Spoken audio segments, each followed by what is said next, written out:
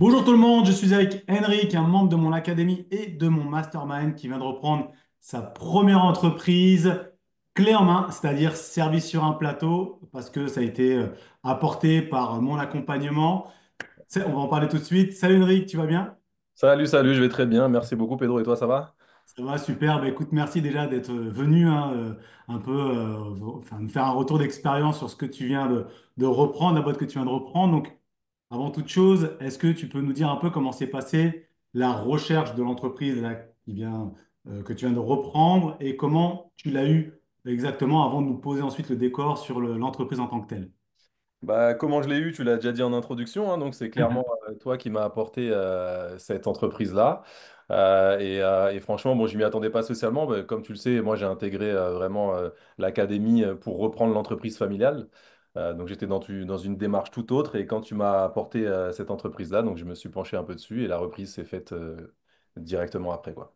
Ouais, ouais, c'est vrai que c'est cool. Donc, du coup, en clair, euh, sauf erreur de ma part, tu n'avais encore auditer, en tout cas, a été chercher aucune entreprise. On est bien d'accord? On est bien d'accord, non, j'avais pas fait de sourcing, j'avais pas vraiment fait de recherche d'entreprise, que je reprenais l'entreprise familiale, donc j'avais pas besoin d'aller à la recherche d'autres entreprises.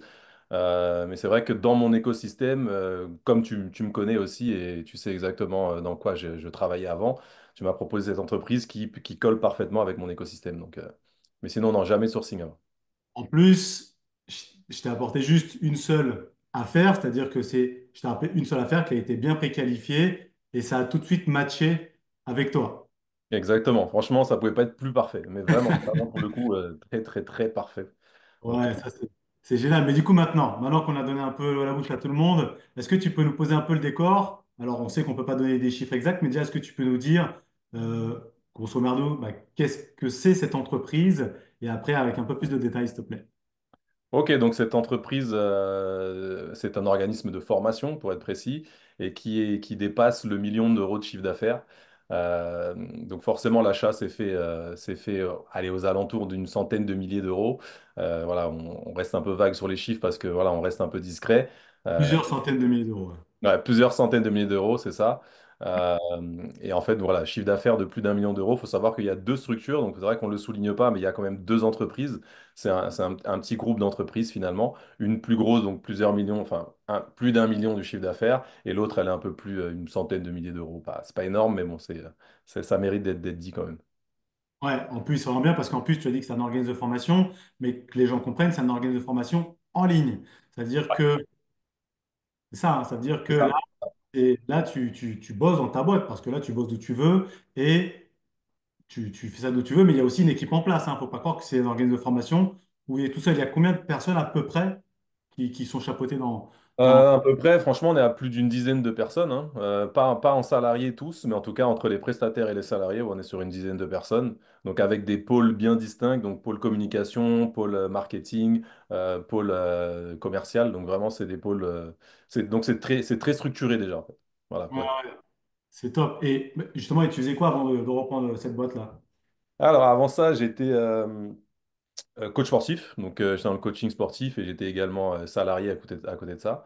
Donc là, je change totalement de vie grâce à l'entreprise que tu m'as servi sur un plateau. Pour le coup, je change vraiment toute ma vie professionnelle et je vais être voilà, à 100%. C'est vrai que dans l'idée, c'était pas la dynamique que je voulais, être à 100% dans une activité. Mais là, comme c'est une activité en plus qui me plaît, donc c'est la chance que j'ai eue grâce. C'est pour ça qu'on a dit tout à l'heure, ça matchait très bien parce que c'est dans l'activité que j'aime. C'est même passionnant pour moi, donc en plus digitalisé, donc je deviens digital nomade, donc je travaille d'où je veux, comme tu l'as souligné. Donc ça, c'est génial. Et donc, en fait, c'est cool parce que là, en fait, du coup, clairement, tu as en plus arrêté ton job et là, maintenant, tu t'es mis à 100%. En tout cas, toi, tu prends le temps que tu veux pour aller dedans, mais en tout cas, tu vas quitter ton job directement parce que tu es vraiment une entreprise saine. Et du coup, voilà, là, tu t'es délesté des 35 heures ou 40 heures par semaine que te prenait ce job de salarié et aussi de coach sportif pour t'investir le temps que tu veux dans cette nouvelle activité. Exactement, c'est tout à fait ça. Donc je change du tout au tout. Et il y a beaucoup de choses à apprendre, mais c'est très stimulant parce que bon, après, c'est vrai on l'a pas dit au départ, mais on se connaît quand même d'avant. Et en plus de ça, tu m'as formé dans l'immobilier, donc j'ai pris ta formation immobilier. Donc j'ai commencé comme ça avec Pedro, formation IMO, où sans prétention, on va dire que j'ai quand même bien cartonné. Ça va, j'ai bien. C'est clair. Voilà. Ça a bien fonctionné. En 2 ans, en tout cas, j'ai eu plus de 10 appartements. Bien. Euh, Ouais. ouais, 12, trois, non? trois immeubles de rapport et 13 appartements et un local commercial donc en un an. Et Ouais, ensuite, l'année d'après, donc, je suis rentré dans l'académie et dans le mastermind et ça m'a permis d'aller avoir cette entreprise. Donc, je suis devenu investisseur, entrepreneur en commençant les formations avec toi. Donc, ça, c'est cool. ouais, c'est génial, c'est génial. Et justement aussi là, cette boîte, donc bon, les audits ont duré quand même pas mal de temps, hein, ça a duré quelques mois, entre le moment où je te l'ai apporté et là où tu viens d'entrer, ça, là, ça fait quoi? Ça fait un peu plus d'un mois que tu es dedans, c'est ça? Enfin, un peu moins même. Ah là, on est sur 15 jours, hein, 15 jours où je suis 15 jours. vraiment rentré. Là, on a signé il y a, allez, il y a 2 semaines. Il y a 2 semaines, on a signé, donc directement, sans transition, j'ai repris les rênes. Bien évidemment, j'ai l'accompagnement du cédant, donc en plus qui est très qualitatif, donc ça se fait très bien. J'ai la chance d'avoir un directeur opérationnel donc, qui pallie, on va dire, qui fait un peu le parapluie entre, ouais, et qui fait tampon entre les prestataires et moi. Donc non, non, c'est une très bonne chose. Et comme on l'a dit, voilà, c'est une boîte qui est très saine et qui permet de pouvoir, en tout cas pour une première expérience d'entrepreneur, c'était vraiment idéal pour le coup. Ouais, c'est clair. Et justement, pour le financement, comment ça s'est passé? Il y a eu du, si je ne me trompe pas, du crédit vendeur, du crédit bancaire. Grosso merdo, tu peux nous expliquer un peu comment ça s'est passé? Alors, on va dire que sur l'enveloppe générale, il y a la moitié qui a été pris en considération en crédit vendeur et l'autre moitié qui a été en crédit bancaire. Donc finalement, j'ai réussi à obtenir cela. Et en plus, la banque, à la base, j'avais demandé moins à la banque et j'avais beaucoup plus de crédit vendeur. Mais la banque m'a dit, bon, et on va vous le mettre sur 7 ans plutôt que sur 3 ans, le crédit vendeur. Donc du coup, ça faisait des mensualités beaucoup plus légères. Donc c'est pour ça que j'ai rajouté une partie du crédit vendeur sur le crédit bancaire. C'est pour ça que j'ai fait un moite-moite. Mais c'est vrai qu'au départ, le cédant avait quand même à accepter un crédit vendeur plus élevé que ce qu'il est aujourd'hui dans la réalité. Donc, je C'était sais pas quoi? si c'est clair.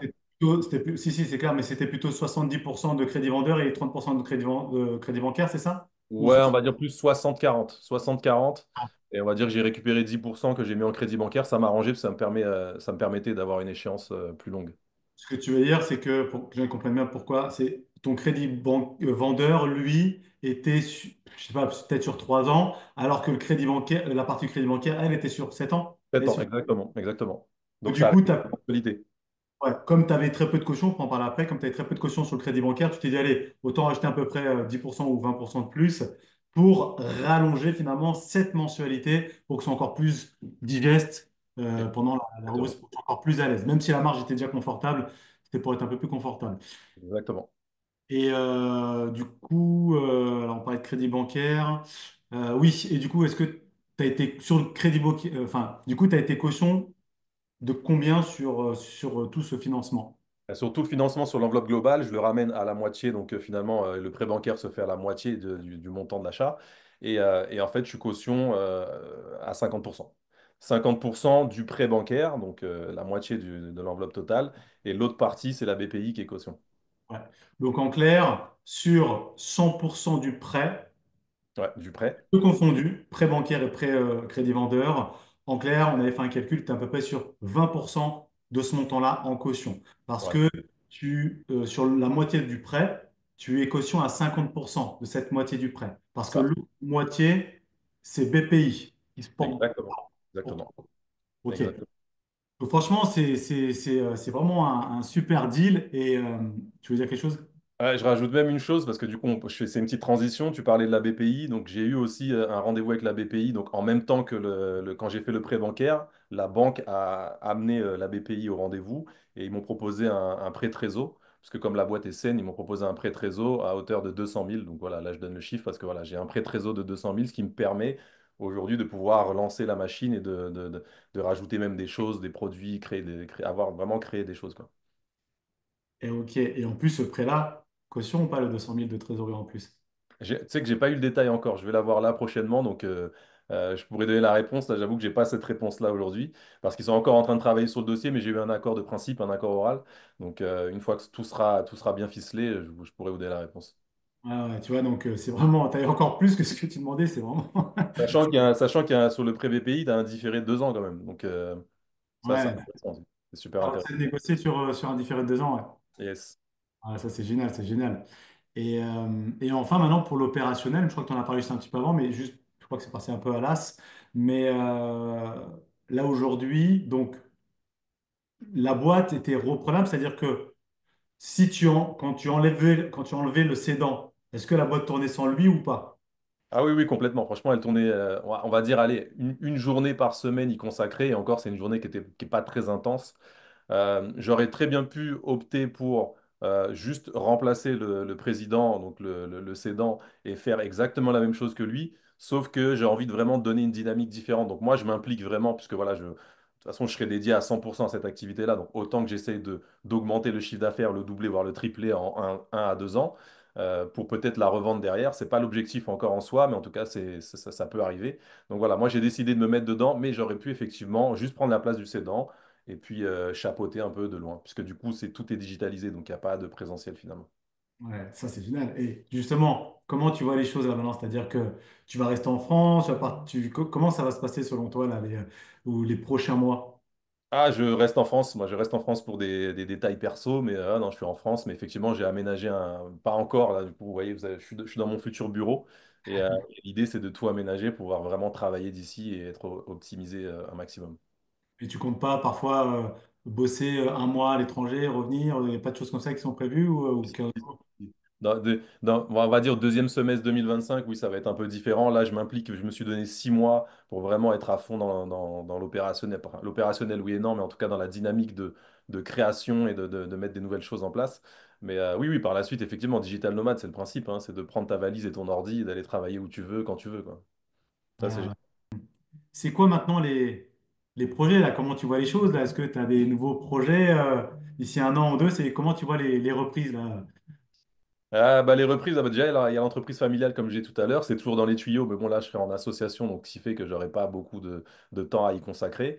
Et après, oui, effectivement, moi, je veux faire de la croissance externe, donc pourquoi pas reprendre des entreprises qui sont dans le même domaine pour faire un groupement d'entreprises et derrière, voilà, soit revendre, soit, voilà, en tout cas, j'ai cette dynamique-là dans mon esprit.